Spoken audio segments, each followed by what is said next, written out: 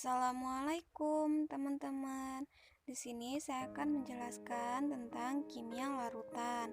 Sebelum kita mengetahui apa itu kimia larutan, kita harus mengetahui apa itu pengertian dari larutan. Pengertian larutan. Larutan adalah campuran homogen yang komponennya terdiri atas pelarut dan zat terlarut. Dalam larutan dikenal istilah solven dan solut. Solven merupakan pelarut dan solut adalah zat terlarut. Solven mempunyai jumlah zat lebih besar sedangkan sisanya adalah solut. Lalu ada komponen larutan. Komponen larutan dibagi menjadi 3 jenis. A. Larutan tak jenuh, B. Larutan jenuh, C. Larutan lewat jenuh. Berdasarkan banyak sedikitnya zat terlarut dibedakan menjadi 2, yaitu larutan pekat, larutan yang mengandung banyak solut. Larutan encer, larutan yang sedikit mengandung solut. Selanjutnya jenis-jenis larutan. 1. Berdasarkan kemampuan penghantar listriknya, larutan dapat dibedakan sebagai larutan elektrolit dan non-elektrolit. A. Larutan elektrolit. Larutan yang dapat menghantarkan arus listrik zat elektrolit dapat berupa senyawa ion atau senyawa kovalen polar yang dapat terhidrolisis. Larutan elektrolit dapat berupa asam, basa, maupun garam. B. Larutan elektrolit lemah. Larutan elektrolit di mana zat yang terlarut tidak dapat terionisasi seluruhnya.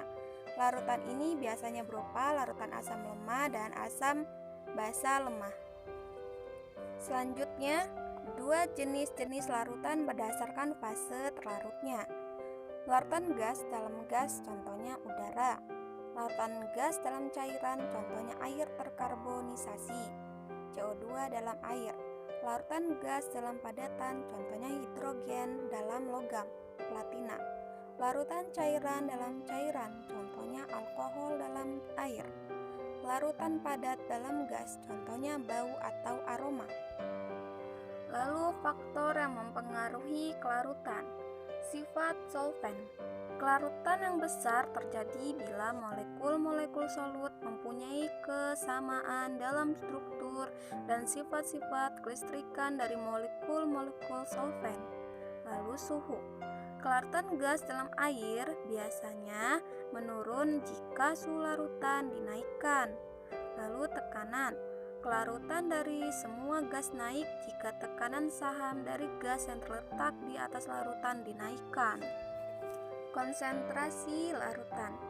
Konsentrasi adalah perbandingan jumlah zat terlarut dan jumlah pelarut, dinyatakan dalam satuan volum. Zat terlarut dalam jumlah volume tertentu dari pelarut. Konsentrasi larutan menyatakan hal-hal berikut. A. Satuan yang digunakan untuk zat larut. B. Kuantitas kedua dapat berupa pelarut atau larutan keseluruhan. C. Satuan yang digunakan untuk kuantitas kedua konsentrasi. Konsentrasi dapat dinyatakan dengan beberapa cara, yaitu 1. Molaritas. Molaritas ialah jumlah mol zat larut dalam 1 liter larutan dengan rumus di bawah ini. Nomor 2 ada molalitas, ialah jumlah zat terlarut pada tiap kilogram larut. Dalam molalitas tidak ada volume, namun massa tidak berpengaruh pada suhu. Di bawah ini ada rumusnya. 3% massa atau persen bobot. Untuk menyatakan jumlah massa zat terlarut dalam 100 bagian massa larutan. Di bawahnya ada rumus. Nomor 4, persen volume. Persen volume atau persen volume per volume, V per V, menyatakan jumlah zat terlarut dalam 100 bagian volume larutan. Rumus persen volume ada di bawah ini.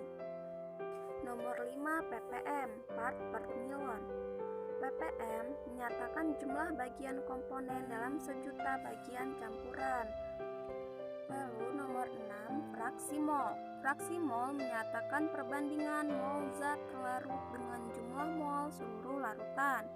Mol terlarut ditambah mol pelarut. Rumus fraksi mol, larutan terhadap jumlah seluruh zat dalam larutan. Dan yang terakhir ada normalitas. Normalitas menyatakan jumlah gram ekuivalen zat larut dalam 1 liter larutan. Satuannya dilambangkan dengan N dan disebut normal. Terima kasih sudah menyimak video ini. Semoga bermanfaat.